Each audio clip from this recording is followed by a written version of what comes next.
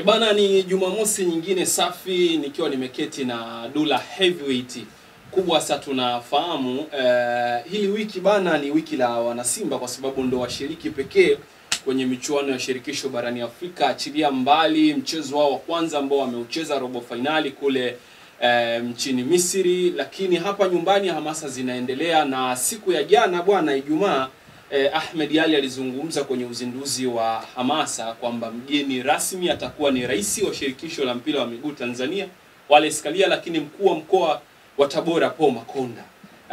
Nadhani utakuwa umeona video vya kimitandao ya kijamii namna ambavyo vimechangamka mara baada ya majina hayo mawili kusikika. Wewe ili umelipokeaje Heavyweight na hali yako iko vipi? Bana, namshukuru Mwenyezi Mungu. Namshukuru Mwenyezi Mungu, hali yangu iko vizuri na mambo yanayoendelea mimi kwa upande wangu nimeyaona, na inaonyesha jinsi gani ambavyo Simba Sports Club ni wakomavu, especially wanapokuwa kwenye michuano hii mikubwa barani Afrika, either ligi ya mabingwa au kombe la shirikisho. Sawa? Na miongoni mwa vitu ambavyo umeniuliza, umesema? Nimeuliza wewe umelipokeaje au umelionaje huko kwenye mitandao ya kijamii? Ile swala la hamasa hili la hamasa, mkuu wa mkoa wa Tabora Paul Chacha pamoja na Wallace Karia. Okay. Kwako limekaa sawa au maana kuna watu wanatafsiri tofauti?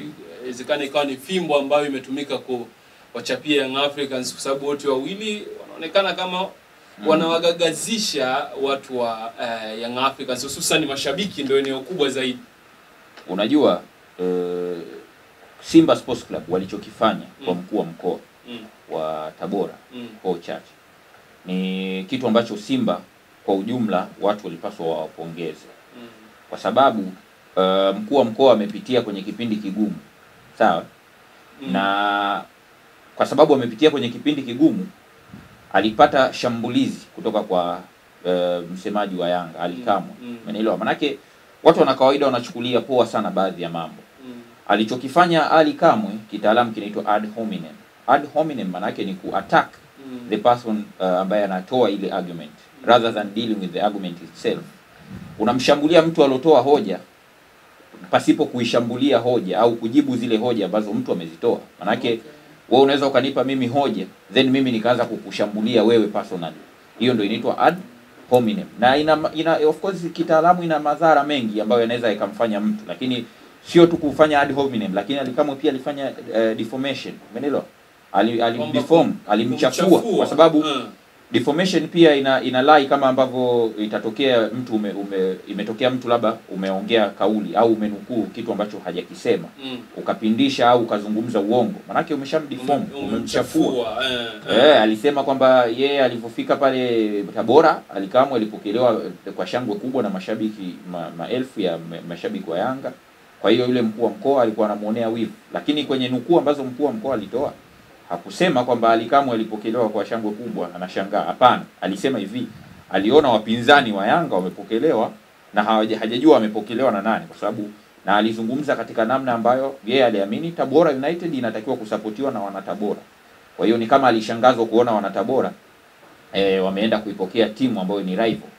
Sasa ile inaweza ikapelekea yule mkuu wa mkoa akapata emotional distress. Emotional distress manake ni kupata ile kutokuwa na ile hali fulani, yani emotion manake ni hisia. Umeelewa? Akapata matatizo ya kihisia jinsi ambavyo ameshambuliwa in public. Lakini vile vile watu wasisahau Alikamwe alimshambulia mkuu wa mkoa kwenye hadhara. Si unanielewa? Amemchafua kwenye hadhara namba kubwa ya watu. Kwa mantiki hiyo alimkosea pakubwa, na issue imefika mbali zaidi. Vyombo vya habari ambavyo vinatakiwa visimame kwenye haki vyote vimeonekana kumkingia kifua Alikamwe. Lakini swala Heavyweight limekuwa wazi sana kwamba unapokuja kwenye mpira Dula anasimama kama Dula. Cheo chako kinabaki katika nafasi yako huko ya uongozi. Hili limekaaje kwamba pale ilikuwa ni Paul Chacha, sio mkuu wa mkoa, ni Paul Chacha? Of course narudia. Unavitenganisha vipi vitu hivyo viwili? Nataka nikwambie kitu kimoja, na nashukuru kwa kuniuliza hili swali, kwa sababu umeuliza kitu ambacho automatically ndio kitu ambacho watu wanakitumia kama kinga au kivuli. Si unanielewa? Ni kwamba utani wa mpira udili kwenye mpira. Sio, unanielewa? Yani sio kuvuka mipaka. Mimi nakwambia kitu kimoja, wewe mshabiki wa Manchester, labda mimi mshabiki wa Liverpool. Sawa? Mimi nikikutania wewe nakutania kuhusu Manchester. Yaani nitakutania vyovyote itakavyokuwa. Timu yenu mbovu, timu yenu imeshika nafasi ngapi? Nyewe sijui vipi? Nyewe manyumbu, sio vitu kama hivyo, si ndio? Na wewe unanitania mimi kuhusiana na Liverpool kama Liverpool. Sio tena nianze kusema we nini wewe? Jimwili likubwa tu kama sambusa.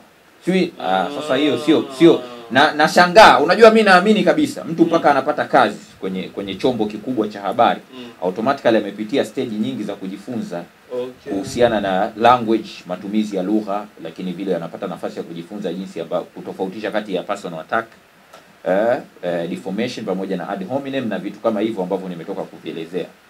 Itakuwa inanishangaza sana kuona mwandishi mkubwa anatetea kitu ambacho kiko against. Umeelewa? Mimi nitakupa mfano mzuri. Hawa wanaosema kwamba mkuu wa mkoa alikuja kwenye mpira, kwa hiyo alitakiwa kujibiwa vyovyote atakavyojibiwa na Alikamwe atakuwa correct. Ndio mpira huo. Nataka niwaulize swali moja. Umeelewa? Sisi wote tuna wazazi nyumbani bila shaka. Wewe ukiwa unataniana na mzazi wako kuhusiana na swala la mpira, sawa? Labda upo na mzazi wako mnaangalia mpira. Yeye Yanga, wewe Simba. Si unanipata vizuri hapa? Nakupata vizuri unapoelekea. Mzazi wako upo naye sehemu mnataniana kuhusu mpira. Timu labda timu yake imeshinda, wewe umechukia. Unaanza kumwambia baba yako, "We nini mzee? Wewe kwanza ndio maana walikufukuza kazi wewe kwa Muhindi."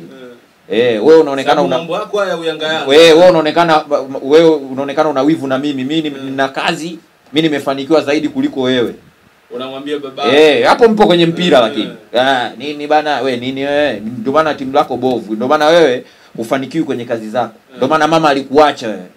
Unamwambia baba. Unamwambia babako. Alafu baba yako akichukua utaratibu au akichukua ile mamlaka yake ya ubaba kukuadhibu, unapewa nafasi ya kujitetea, unasema mimi nashangaa baba bwana siwi vipi. Mimi nilikuwa tupo kwenye mambo ya mpira, analeta ubaba kwenye mpira. Na wakati kuna utani kwenye mpira. Wakati kuna mtani kwenye mpira ndio kitu ambacho wanajaribu kuwaaminisha. Hawa waandishi wanajaribu kuwaaminisha. Sasa mimi ninachosikitika ni kwamba sauti yao inafika mbali. Automatically hata yule mwenye uelewa mdogo. Unajua mashabiki wana uelewa mdogo. Yeye anachoamini mtu fulani alisema hapo kwenye redio, anakibeba kama kilivyo. Tayari ushamuaffect yule. Kwa hiyo siku akienda kufanya na sikufichi. Hichi kitu angefanya mtu mwingine wa timu ndogo. Akamshambulia mkuu wa mkoa vile hadharani. We nini una wivu? Hujai kupokelewa wewe. Watu 10 hawajawahi kufika kwenye uteuzi wako, kwenye kupokelewa kwako. Wewe utachacha. Angesema mtu kwenye timu ndogo. Media hizi zingemshambulia. Trust me. Amekosea sana. Kwa nini amshambulie kiongozi? Kwa nini asishambulie Tabora United? Kitu ambacho mimi nakipigia kelele, sitaki kuweka double standard. Alikamwe alikosea. Sawa, amemshambulia Po Chacha direct, yule ni mheshimiwa mkuu wa mkoa. Alitakiwa adili na jambo la kwa sababu mkuu wa mkoa alidili na Yanga na Tabora. Yaani yeye alikuwa anazungumza na Tabora United. Katika kuipa hamasa, lazima uichachue kidogo mpinzani wako kwa ajili ya kutengeneza ile motisha. Sasa kwa nini wewe uje direct kumwattack mtu? Na ndio maana nikatoa mfano wa mzazi. Swali langu la msingi Heavyweight, samani kwa kukukatisha. Swali langu la msingi Heavyweight. Mwanza ilitokea kashikashi ni baina ya mkuu wa mkoa na timu ya Simba Sports. Alitoka mkuu wa mkoa akaenda uwanjani wakati wa mazoezi na zikawepo purukushani za wazi mpaka Simba ikatoa andiko. Young Africans yamekuwepo tu maneno yakizunguka mitandaoni kwa kauli alizosema mzungumzaji, lakini mara baada ya mechi kumalizika ndo hatua ikachukuliwa. Tofauti unaipata kwenye nini? Na kule tuweke kwamba alikuwa anapaswa kuja kama mtu wa timu fulani, cheo kipo pembeni, au alitumia madaraka katika kufanya maamuzi ambayo yalikuwa si salama sana kwa timu ambayo ilikuwa ina mchezo mkononi. Unajua hapo sasa tutazungumzia statement ambayo imetolewa na klabu ya Simba. Ilitoa statement kwamba kuna watu walivamia uwanja, walifanya ambush uwanja pindi ambapo Simba wana try kufanya mazoezi yao ya mwisho kuelekea kwenye mchezo wao dhidi ya Pamba, si ndio? Na waliweka pia sehemu kwamba waliongozana na nani, na mkuu wa mkoa wa Mwanza ambaye ndo Saidi Mtanda, si ndio maana yake? Lakini katika statement ambazo Ahmed Ally alitoa hakumtaja Said Mtanda katika zile statement zingine. Achana na ile ambayo ilitolewa na club. Sawa. Na alifika hatua alikuwa anahojiwa akasema hilo swala Simba Sports Club tayari wameshaliweka kwenye public, nafikiri kila kitu kinajulikana na ule ndio msimamo wa club. Ila alokuja kumtaja Ahmed Ally kwenye press alikuwa ni Said Mtanda mwenyewe, akasema ile statement mimi naamini imetolewa na Ahmed Ally, alafu akatoa sababu zake. Si unanielewa? Tofautisha hii swala na la Ally Kamwe. Unajua watu washindwa kuelewa. Na unaniuliza maswali mazuri ambayo kweli watu wanatoa hoja, umeelewa? Na tuchukulie labda Ahmed Ally kweli alikosea, tuchukulie hivyo, labda alimshambulia. Na hajamshambulia lakini tuchukulie alimshambulia. Je, tunasema ina justify kwamba Ally Kamwe ndo atumie hiyo kama kigezo cha kufanya kosa? Kwa sababu haya tuchukulie yule Said Mtanda aliamua kusamehe. Then ndo iwe sababu kwamba kwa sababu Ahmed Ally alifanya Ahmed Ally. Kwa nini huku liwe kubwa lakini kwa Simba tukuona mwitikio huo? Kwa sababu alichukuliwa hatua. Sawa. Kwa mfano angeongea vile alafu likaisha juu. Hakuna polisi kwa sababu polisi wamekuwa involved pale, wameenda wamemshikilia. Umeelewa? Na labda nirudie tena. Mimi ni waombe wadau wa soka wenye ushawishi kwenye mitandao ya kijamii, watangazaji pamoja na wachambuzi na wadau wengi ambao wapo kwenye mitandao na walikuwa upande wa Ally Kamwe, wamuombe msamaha mheshimiwa mkuu wa mkoa wa Tabora. Of course wamuombe msamaha. Kwa lipi? Kwa sababu amekosewa. Nimetaja hapo vitu vingapi? Nimetaja vitu vitatu. Amekosewa, amefanywa ad hominem. Umeelewa? Ad hominem manake unashambulia mtu aliyotoa hoja badala ya kushambulia hoja, badala ya kujibu ile hoja. Amefanywa defamation manake Ally Kamwe katika statement zake alizungumza maneno ya uongo dhidi ya mkuu wa mkoa. Alisema mkuu wa mkoa anamuonea wivu, kitu ambacho sio kweli. Umeelewa? Lakini amemwambia maneno machafu ambayo yameeleza kupelekea emotional distress. Amemwambia wewe utachacha, umeelewa, kwenye hadhara dhidi ya wananchi wake ambao wanawaongoza. Automatically wewe unaenda unatetea huo NSM nitumie kauli gani, unatetea huo udhalilishaji ukijua kabisa kwamba haikuwa party ya mpira. Ni kama unamwambia baba yako wewe umefukuzwa kazi, unanionea mimi wivu na mafanikio kwa sababu eti mnatofautiana kwenye ushabiki wa mpira. Sio kitu cha kweli. Umeelewa? Kwa hiyo utani wa mpira ulitakiwa kustick baina ya Yanga na Tabora United as a team. Sawa? Sio kumshambulia mtu direct alafu zinakuja media zinakwambia, zinaaminisha watu kwamba Ally Kamwe hakukosea eti kwa sababu mkuu wa mkoa alikuwa amekuja kwenye soka. Hivi hiyo ni point ambayo mtu mwenye elimu ya language pamoja na elimu ya laws, sheria ambazo zinamguide mtu kuongea on public inaweza na mimi nataka nikwambie kitu kimoja. Tukiendelea kuentertain hizi, kuna siku atakuja kutukanwa waziri. Hivi. Sikatetewa. Kaanza na mkuu wa mkoa akatetewa. Sababu ule ni mtu mkubwa kwenye ngazi ya kitaifa. Sawa, ni mwakilishi wa rais of course. Tutoke hapo. Heavyweight. Kwa hiyo no, kwanza kabla hujaenda huko Jafi, samahani na mimi nakukatia. Bado nipo kwenye nyanja hiyo. Sijahama. Na kubwa ambalo nataka nikuulize Heavyweight. Lawama zimekuwa nyingi sana kwa Wallace Karia. Kutoka tarehe 8 mpaka hapa tunapozungumza, huu ni mwezi April. Tunazungumza mwezi wa 4. Lakini kelele zimekuwepo za watu kutokuwa na imani na bodi ya ligi. Lakini hiyo bodi ya ligi anayesimamia majukumu yake ni rais wa shirikisho la mpira wa miguu Tanzania. Achilia mbali mtendaji mkuu na mwenyekiti wake ambao wamegawana majukumu hayo.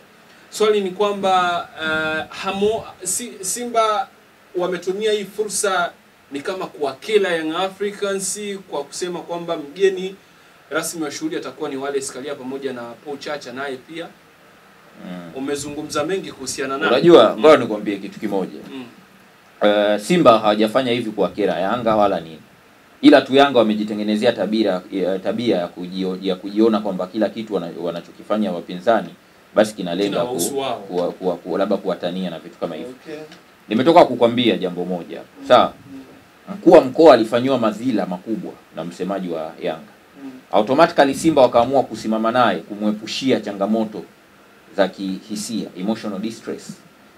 Na kuamua kumpa nafasi ya yeye pati ya wageni ambao wamealikwa katika mchezo ambao Simba wenyewe wanaamini watafuzu kwenda nusu finali. Kwa hiyo manake kutatokea jambo la kihistoria katika huo mchezo ikitokea Simba Sports Club wamefanya comeback na kuweza kufuzu. Si ndio manake? Kwa hiyo wameamua kwamba kwa sababu alipitia changamoto hizo, sisi tumrudishe katika ile tuseme katika hali yake ya kupewa heshima, kwa sababu pale alivunjiwa heshima. Sasa tunampa heshima. Si umeelewa? Simba inampa heshima yake anaostahili. Hilo jambo la kwanza. Kuhusu Wallace Karia, of course Simba wamekuwa na kawaida ya kuheshimu mamlaka na wamekuwa na kawaida pia ya kumheshimisha Rais Karia mara kadhaa wa kadha. Kumheshimisha kama anavyostahili kumheshimisha. Siongelei kwamba labda hana heshima atakuwa heshimishwe, no. Yaani manake wanampa ile hadhi ambayo anastahili kupewa kama rais wa shirikisho ambaye sio tu rais, wamepita marais wengi, kama rais wa shirikisho ambaye kwenye uongozi wake amefanya makubwa. Si unanielewa? Of course, kwa sababu mimi nakwambia kitu kimoja, hakuna binadamu ambaye hana mapungufu. Sawa? Utakuta mtu ana address mapungufu ya huyu Wallace Karia, utasema hajafanya chochote. Inafika hatua mtu timu ya under 20, under 17 na maanisha AFCON, unajua timu ya Tanzania chini ya miaka 17 inacheza AFCON. Imefungwa michezo yake ya makundi yote. Mtu anakwambia ndo maendeleo ya Karia, sio hivi na hivi. Sasa unafika hatua unaona kabisa judgment zetu sisi zimekaa kiduanzi na kitoto sana. Kwa hiyo sasa kila wanachokifanya Simba still bado watu wanaona kama imekaa kimajungu, kuliko kuona kitu ambacho Simba Sports Club wanakiona, ambacho ni kujaribu kuwapa heshima wanaostahili viongozi wa mpira wakiongozwa na Wallace Karia. Si ndio maana yake? Kwa hiyo na mimi nawapongeza kwa sababu katika jambo ambalo Simba wanaenda kulifanya la kujaribu kupindua matokeo dhidi ya timu kutoka Egypt. Umeelewa? Nitaelezea tukija kwenye interview ya mechi kwamba kama itatokea Simba Sports Club wamefuzu kuna historia gani ambayo watakuwa wameiweka. Sawa? Okay. Kwa hiyo katika hiyo historia ni muhimu baadaye vizazi vijavyo vikija kusimuliwa wanaandikiwa kwamba alikuwepo rais wa mpira wa shirikisho la soka la Tanzania Wallace Karia kipindi hicho miaka 50 nyuma, mwaka 2025 wakati Simba Sports Club anaenda nusu finali ya kombe la shirikisho akimuondoa Al Masry kutoka nchini Misri. Kwa hiyo ni sehemu tu ya kujaribu kumheshimisha zaidi na zaidi, na anastahili kwa sababu ni miongoni mwa marais ambao wamefanya jambo kubwa kwenye mpira wetu. Chini yake unajua mara mwisho sisi Taifa Stars kufuzu AFCON ilikuwa 1971 of course, kabla Wallace Karia kuja chini yake na timu ikawa inafuzu kama tunaingia tu sebleni. Unajua sasa kwa nini tusiseme kwamba anastahili kupongezwa? Heavyweight